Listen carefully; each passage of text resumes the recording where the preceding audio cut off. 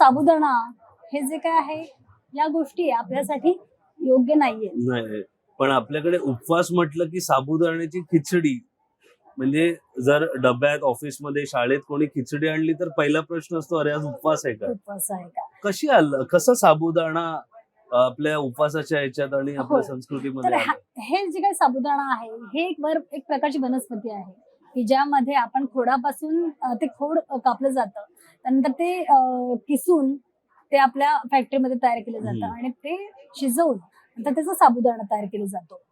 हा जो स्टार्च युक्त साबुदाणा आहे तो आपल्या शरीरामध्ये आपण खाल्ल्यानंतर आणि पाणी पिल्यानंतर तो फुगतो आणि आपल्या शरीरामध्ये जाऊन बसतो. तर ती जी काही गोष्ट आहे ती आपल्यासाठी अत्यंत घातक आहे किंवा अत्यंत नकोशी असलेली गोष्ट आहे, परंतु याचा अवेअरनेसच आपल्याकडे अजून झालेला नाहीये.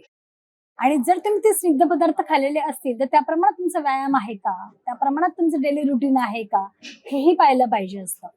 त्यामुळे आपल्याला ऍसिडिटी होत असते, बऱ्याच वेळा डोकंही दुखत असतं, अशा अतिशय घातक गोष्टी आपल्याला दिसतात. आणि महत्वाचं म्हणजे ज्यांना मधुमेह आहे किंवा ओबेसिटी आहे अशा लोकांनी जर त्या गोष्टी वारंवार सेवन केल्या, केवळ आपल्या देवाला काहीतरी द्यायचंय म्हणून आपण जर त्या गोष्टी फॉलो करत राहिलो तर त्याचा नक्कीच वाईट परिणाम या लोकांना भोगावा लागतो. त्यामुळे आपण एक अवेअरनेस म्हणून एकच सांगते की जर तुम्हाला व्यायाम चांगला असेल तर तुम्ही साबुदाण्याची खिचडी खाऊ शकता, परंतु जर तुमचा व्यायाम व्यवस्थित नाहीये तुम्हाला लंघन करणं किंवा त्या दिवशी काहीही न खाता केवळ लिक्विड घ्यायचा, फळं खायची आणि संध्याकाळी तुम्ही वऱ्याचे तांदूळ खाऊ शकता.